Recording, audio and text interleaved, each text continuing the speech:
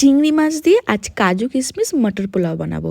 খুবই সিম্পল ভাবে বানাবো, চলো তোমাদের দেখাই। পোলাও মানেই তো জল মাপামাপির ঝামেলা, তো ওই সব ঝামেলা কিছু রাখবো না।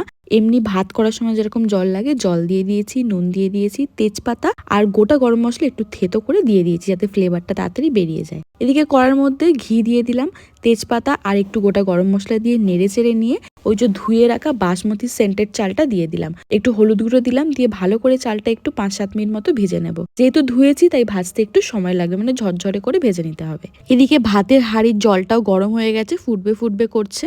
ভেজে রাখা চালটাও দিয়ে দিলাম। এর মধ্যে দিয়ে দেবো হচ্ছে 2 চামচ মতো কেওড়া ওয়াটার। ভালো করে মিশিয়ে নেওয়ার পর দিয়ে দেবো মটরটা।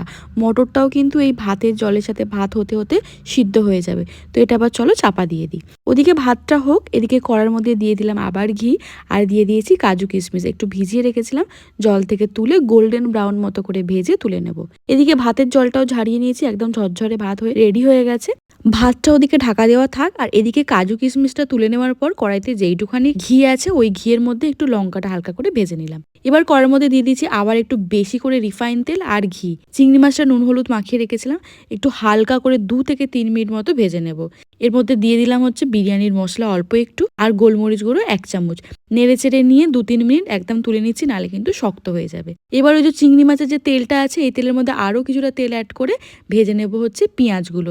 পেঁয়াজটা কিন্তু খুব হালকা করে ভাজবো, আর বেশি করে তেল এই কারণেই দিতে বলেছিলাম, চিংড়ি মাছের তেলে পেঁয়াজটা ভাজলে না চিংড়ি মাছের গন্ধটা ফ্লেভারটা খুব সুন্দর পেঁয়াজের মধ্যেও চলে আসে। পেঁয়াজেও দিয়ে দিলাম বিরিয়ানির মশলা আর গোলমরিচ গুঁড়ো। ঠিক এরকম হালকা নরম হলে এটাকে নামিয়ে নেব। এবার ভাত রেডি, দিয়ে দিচ্ছি ভেজে রাখা লঙ্কাগুলো, কাজু কিশমিশও দিয়ে দিলাম। এদিকে পেঁয়াজ ভাজাটা আলতো করে তুলে দিয়ে দিচ্ছি। এরপর দিয়ে দিচ্ছি পেঁয়াজ ভাজার পর যে তেলটা আছে সেই তেলটা দিয়ে দেবো। এই তেলের মধ্যে কিন্তু পেঁয়াজ ভাজার গন্ধ, চিংড়ি মাছের গন্ধ আর ঘিয়ের স্মেলটা খুব ভালো করে আছে। চিংড়ি মাছগুলো দিয়ে দিলাম, আর বেশি করে দেবো হচ্ছে গোলমরিচ গুঁড়ো, চাইলে অল্প করে বিরিয়ানির মশলাও দিতে পারেন। এবার ভালো করে এটা মিশিয়ে নিচ্ছি। একটু কিন্তু চিনি দিতে হবে, নাহলে টেস্টটা ভালো আসবে না। একটু গুঁড়ো চিনি দিয়ে ভালো করে মিলিয়ে নেওয়ার পর কিছুক্ষণ ঢাকা দিয়ে রেখে দেবেন, যাতে ফ্লেভারটা ভালোভাবে মিশে যায়। রেডি হয়ে গেছে আমাদের পোলাও।